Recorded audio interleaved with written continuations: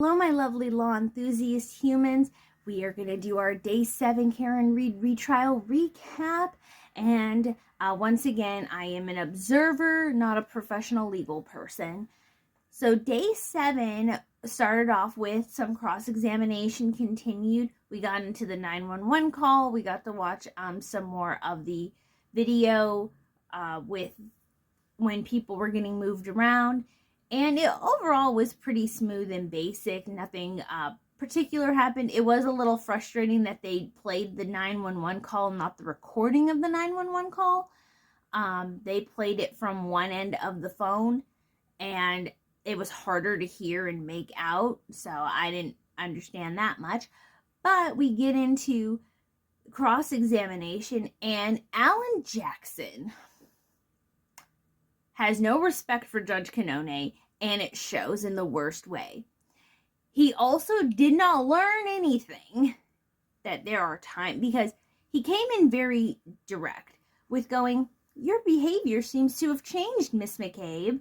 And she went, "I don't think so." And anyone who watched the first trial absolutely knows that she has a much more glossed over, calibrated version of herself this time, which I believe is less authentic than the first time. But he was trying to harp on that the DA instructed you to ask to answer better or be blah, blah, blah, or whatever. And he said it too many times, and she was like, no. And I believe that. The prosecution doesn't tell their clients how to behave. They say, tell the truth, show up, be clear, keep your answers short. That's very much how that goes. And he kept on trying to insinuate that the prosecution did something. You know what? You don't need the prosecution to have lured her in. She could have watched the whole trial herself.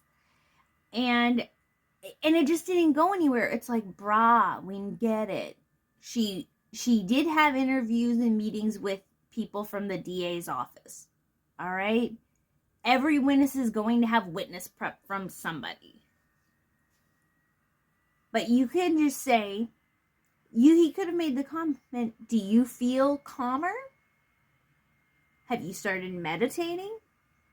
He could have said something like that. Which I think is what he was going for, that she's acting different from the proceedings before. They have to call it the proceedings. They're not allowed to directly bring up that this is a retrial. Because for the jury, this is the trial. So that's what they have to go with. And Alan Jackson started in way too hot, and he should have calibrated his demeanor to match with hers, because he was coming in hot, she was coming in cool, and it kind of made him look like a jerk and an a-hole for all the wrong reasons. Like, he needed to make her look bad first and then go in on her. But instead, he continued to be Spicy Jackson, and like, he was Spicy Jackson and Jen McCabe was a glass of milk. So, you can't do it like that. It didn't work out for him. I think what he was going for was trying to crack the veneer, if you will. And he did get there. But because he was harping on so many things, like, for instance, he was asking her about times, about text messages and phone calls. She said, I don't know. And we know how I feel about when someone says, I don't know as an answer, and then they get asked the same question 4 times. Drop it. Like, if you think she's lying or know that she's lying, if you don't, as Alan Jackson, have any evidence or reports or something to bring in to go, oh, you don't know? Then why this? If you don't have that, she doesn't know. You can't go anywhere with that, because she can keep going, I don't know. And personally, even though I'm not a fan of Jen McCabe and I think she's putting on a facade, I believed her when she said, I don't know the times. I didn't track it. A few minutes? I don't know.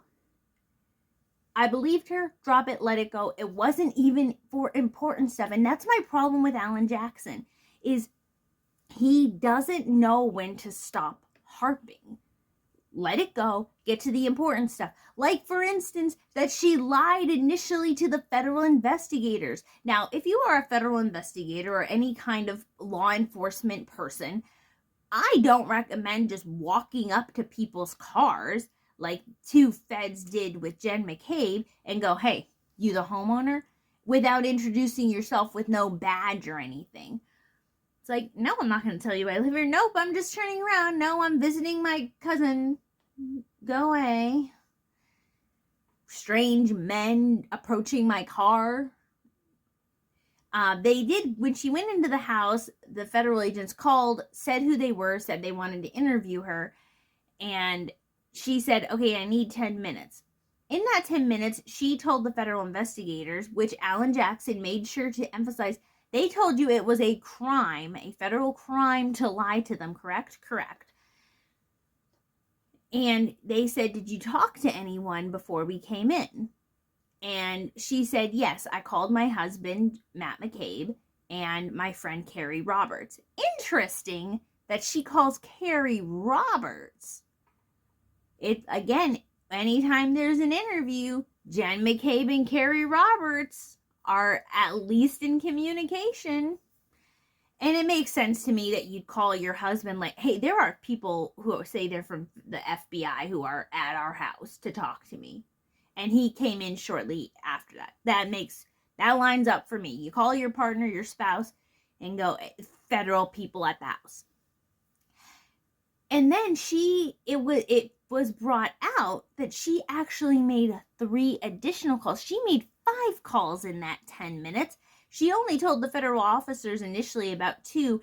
And at Matt McCabe's behest, she called them back and said, oh, I forgot these other calls that I made. Now, it's one thing to go, I called a few people, like in the moment, I called a few people, I don't remember. Let me check my phone. Yeah, your phone has a call log. You could have checked that. And so, and I think Matt McCabe was like, they're going to find out. They can request your phone records. They're going to know you lied to them. And I'm pretty sure, speculation, that if the federal agencies were like, you told us you made 2 phone calls, you made 5, you lied to us, I'm pretty sure the, oh, I must have forgotten thing wouldn't slide with them, right? So now we have that the federal agents get a call back. She called John O'Keefe's mother, Peggy O'Keefe. She called the DA's office. Now, it was for the witness advocate, but she still called the DA's office and didn't tell that to the federal agents. And then she called Brian Alberts. Oh, yeah. She called Brian Alberts, the 30-year-old veteran. The Boston police. That somehow slipped your mind, did it? Okay, Jen. Then we were doing a recap of that night, of the incident, of how many times she went to the door when she was texting John O'Keefe. I guess we needed to, because she said that she went to the door, went to the window, waiting for John. She was the one he was contacting. She was telling him where to go, etc. And it's like, okay, well, if you were anticipating his arrival and you went to the door because he said he was there, when you opened the door, looked out the window, what did you see? I didn't see anything. Oh, okay. And it was also emphasized that she did not hear the squealing of tires, the revving of engines. She didn't hear any fighting, arguing, or anything like that. And then we go into the I hit him statements. When she told Sergeant Michael Lank, when she told Trooper Proctor, during the entire grand jury where she was directly asked about the female EMT who was allegedly the one and the time when she heard Karen Reed say, I hit him. Nowhere in the grand jury testimony. And there were 12 separate times where she was directly asked about it, and she tried to say, I wasn't asked about it. How about what did you hear when Karen Reed talked to the female EMT? Page insert here. And he was able to give her the exact page number, and he showed it to her. And she just kind of sat there. Look at the looks on her face. She just kind of sat there. And then she finally settled on this face. This is the face of somebody who has been caught just, okay, I didn't say it in the transcript. And she was like, I hit him. I heard your client say that. Your client said that night. I hit him. She made that claim. That's what she said. I will remember it for the rest of my life. And he's like, you didn't remember it in anyone else's report. I'm not responsible for Trooper Proctor or anyone else's report. No, you're not. And then that really got the judge set off. Alan Jackson wasn't willing to play ball with her. It doesn't help him any. I wish he would stop arguing with Judge Cannone. He doesn't have any respect for her, and then he wonders why he has to fight with her all the time. And it's like, she does not like the commentary. She is not there for you to be entertainment. We're in a court case, a murder trial. And so you don't need to be, oh really, with the clients or with the witnesses. So she was emphasizing that, and he was finally breaking the veneer, and then it was 4:00. It was hard stop time for Judge Cannone, and she was like, you can have one more question. And he was like, I can't end it like this. And she said, and she goes, we're going to end it. Okay, nope. I tried to let you have one more question. We're done. Bye. And it was because when you're on a roll and there isn't court today, so this means that Jen McCabe is going to once again have time to recenter herself and calm down when he had taken so long to break her down. But you know what? If he hadn't asked her 9 times about times she said she didn't remember, if he wouldn't have asked her 50 times about the exact notices of text messages, then maybe we wouldn't have had that problem. But that is where we ended at another unfortunate hard stop.